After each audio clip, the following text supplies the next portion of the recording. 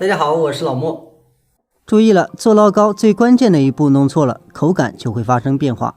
這個視頻跟大家分享的是關於烙糕咱們如何配面才能做出來更加鬆軟好吃，而且外皮更脆。熟悉的配比依然放在結尾，先重點說一下和面。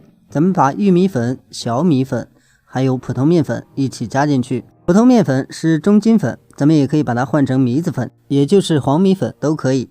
咱們放入之後再加上酵母，還是像咱們平時和发面一樣，攪拌匀之後再加水。水溫沒有要求，咱們直接把所有的水全部加入，用筷子慢慢的攪拌。這裡攪拌的太快，它容易有乾粉塊在裡面，攪不匀，咱們來回的壓就會浪費時間。咱們把所有的水攪拌匀之後，呈現的狀態就像畫面中這樣的稀稠度就 OK。很多朋友在做這個面糊的時候會變得很稀，稍微一发呢也看不出來，所以咱们要把這個面糊稍微調的稠一點。這個狀態呢就像這樣，咱們挖起來它能成一個直線，量少的時候它會一點一點往下滴，這個狀態就是最佳的。調好的面糊呢，咱們直接用保鮮膜封起來來發酵就可以了。發酵這個呢，咱們直接放在外面，大概發酵1個小時。如果說溫度高一點的話，半個小時就 OK。發好的狀態大家一定要記清，只要它上面充滿了氣泡，這種狀況咱們直接就可以揭開保鮮膜，咱們可以直觀的看到它裡面的大小氣泡不勻，這就說明已經發好了。接下來的操作最為重要，因為很多朋友犯錯就在這一步上，千萬不要攪拌，咱們直接把上面的大的氣泡給它挑掉就可以了。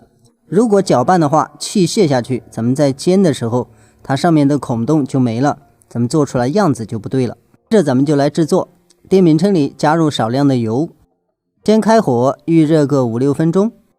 如果喜歡吃焦一點的，咱們這個油呢可以稍微多一點，咱們平時的油呢就不需要太大。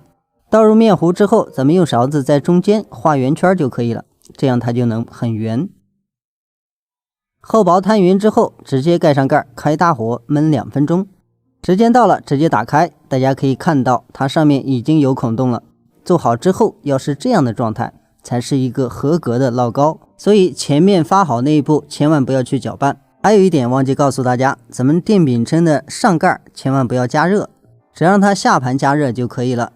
做熟之後，咱們加上自己喜歡吃的餡，荤的、素的、甜的、鹹的都是 OK 的。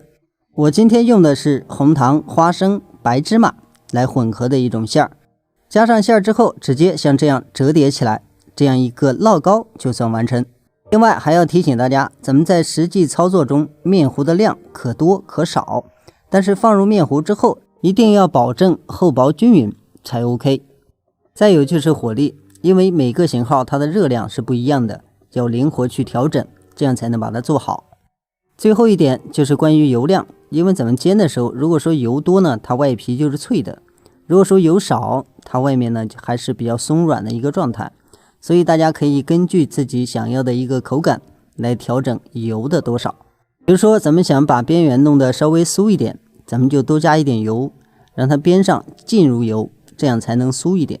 說到這裡，咱們烙糕的全部制作過程已經完畢，大家可以看一下咱們做好的成品，顏色非常的漂亮，而且特別有食慾，口感香甜，帶有酥脆口感，而且咱們在吃的時候也能感受到它這個鬆軟度。